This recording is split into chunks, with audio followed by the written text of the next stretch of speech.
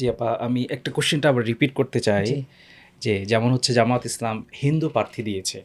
যেটা অনেকে ভাবেনি এর আগে। তো সেক্ষেত্রে দেখা যায় একটা কোশ্চেন বর্তমান খুব ভাইটাল হয়েছে বা খুবই আলোচনা হচ্ছে যে নারী প্রার্থী নিয়ে, জামাতে নারী প্রার্থী নিয়ে। অলরেডি আপনি বলেছেন অনেক কথা। হুম, হুম। আমি স্পেসিফিক জানতে চাই জামাতকে আসলে এই যে পলিসিগত কোনো ভুল করেছে বা কোনো নারীকে প্রার্থী হিসেবে দাঁড় করাতে কোনো ব্যর্থতার পরিচয় দিয়েছে কিনা? যে অথবা যদি জামাত এই কাজটা করতে পারত তাহলে মনে হয় এই কোশ্চেনগুলো নিয়ে খুব বেশি আলোচনা হতো হ্যাঁ, না এটা আরকি। ঠিক যে এই রিপ্রেজেন্টেশনটা থাকলে এতগুলো ঝামেলা করতে হতো না।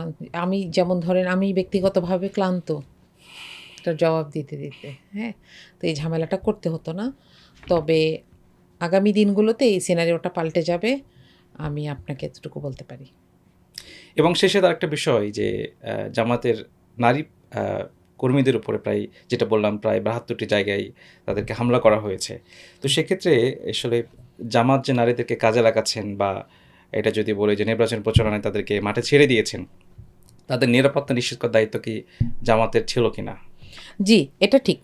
নিরাপত্তা নিশ্চিত করার দায়িত্ব জামাতের এবং এখন একটু শক্ত হয়েছে। আপনারা দেখেছেন এখন প্রত্যেকটা টিমের সাথে পুরুষ সদস্যরা থাকছেন এবং গতকাল সিইসিতে নারী সদস্যরা সহই অভিযোগ জানাতে গিয়েছেন। থানায় এফআইআর করা হচ্ছে। তবে এখানে আমাদেরকে একটা জিনিস খেয়াল রাখতে হবে যে আমরা মজলুমকে কখনো প্রশ্ন করতে পারি না যে তোমাকে আক্রমণ করা হচ্ছে কেন? আপনার শিক্ষা প্রতিষ্ঠানের ম্যানেজমেন্ট করে ফেলুন সম্পূর্ণ ডিজিটালাইজড। ব্যবহার করুন তালিমি ক্লাউড স্কুল বা মাদ্রাসা ম্যানেজমেন্ট সফটওয়্যার। সফটওয়্যারটি সম্পূর্ণ ফ্রি ট্রায়াল নিতে এখনই কিউআর কোড স্ক্যান করুন বা কমেন্টে দেওয়া লিঙ্কের ফর্মটি ফিল আপ করুন।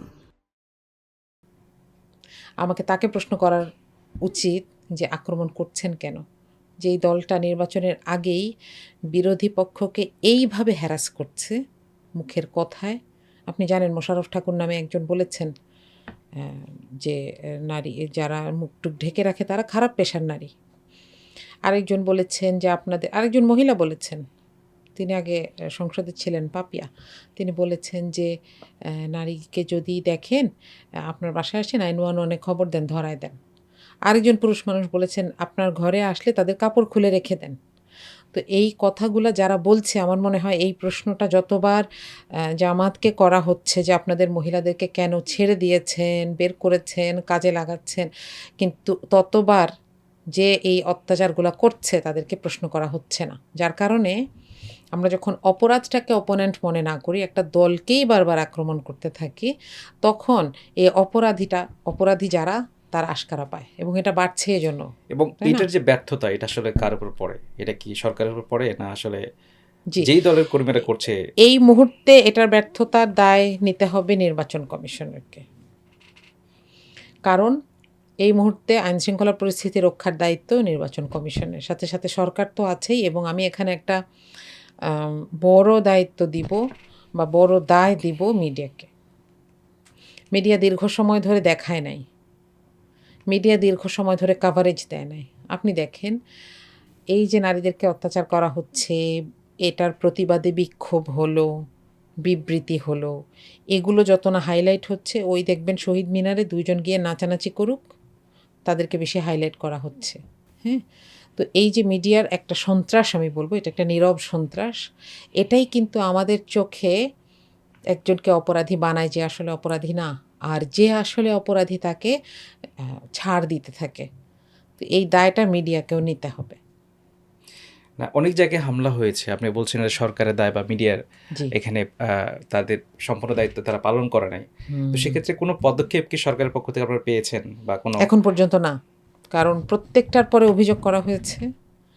আমরা বিভিন্ন জায়গায় জানানোর চেষ্টা করেছি, যারা নির্বাচন পর্যবেক্ষণ করবেন বলে ডেজিগনেটেড তাদেরকে জানিয়েছি। বিভিন্ন ধরনের ইন্টারন্যাশনাল সংস্থাকে জানিয়েছি। কিন্তু এখন পর্যন্ত এটার ব্যাপারে কার্যকর কোনো পদক্ষেপ আমরা দেখতে পাচ্ছি না।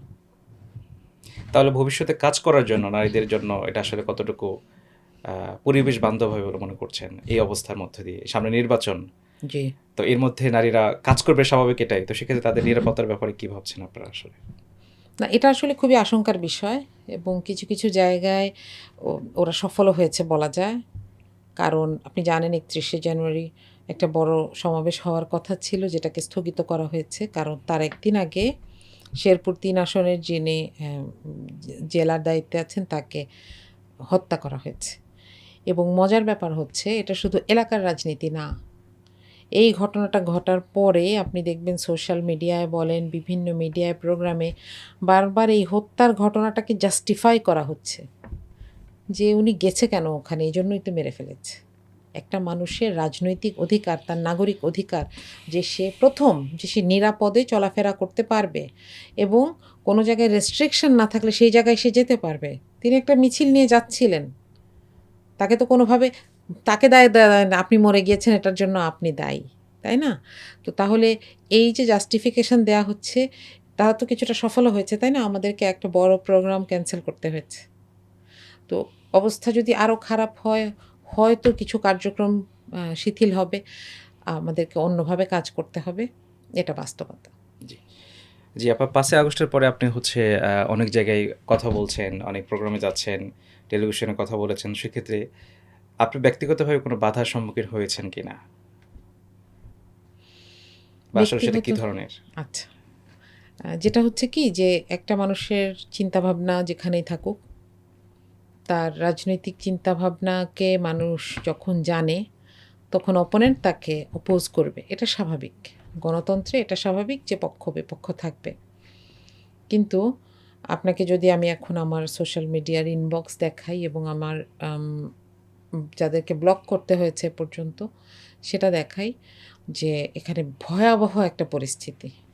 হ্যাঁ, এখানে আমাদের দেশের মানুষের বৈশিষ্ট্য হচ্ছে যে আমরা কোনো রকম এডুকেশন ছাড়া, অ্যাওয়ারনেস ছাড়া একটা ডিজিটাল ডিভাইস নিজেদের হাতে পেয়ে যাই এবং এখানে খুব সহজ টার্গেট হন নারীরা। এবং আমি বলবো যে এখানে শুধু আমি এটা টার্গেট হচ্ছি সেটা না, হ্যাঁ, সকল ধর্ম মতের নারীরাই টার্গেট হচ্ছেন। কিন্তু মজার ব্যাপার হচ্ছে এই যে অপরাধটাকে অ্যাড্রেস না করে এটাকে চালানো হচ্ছে দলের নামে।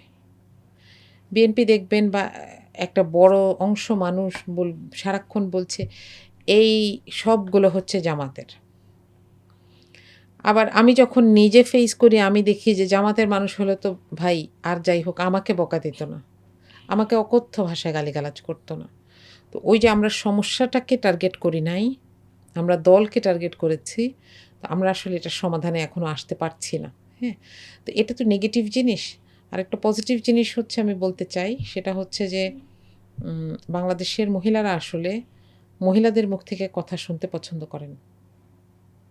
কারণ এখানে রিয়ালিটি বলেন, এখানে এক্সপেরিয়েন্স বলেন, আমার সাথে একজন মহিলারটা বেশি মিলবে, তাই তো? জি তো এক্ষেত্রে আমি দেখেছি যে অনেকে কথাগুলো পছন্দ করেন, বলেন, এবং এটাও বলেন যে আপনি আরও কথা বলবেন, এই বিষয়ে কথা বলবেন। আমি অত্যন্ত শ্রদ্ধার সাথে এবং কৃতজ্ঞতার সাথে সেই মানুষগুলোকে স্মরণ করি যারা আমাকে চেনেনও না, আমাকে জানেন না, হয়তো তার বোন বলেছে, হয়তো বা তার স্ত্রী বলেছে, এরকমও হয়। এমন পুরুষ মানুষও এসে আমাকে একটা টিপস দিচ্ছেন, একটা ট্রিক্স বলছেন। তো এই জিনিসটা আসলে চমৎকার।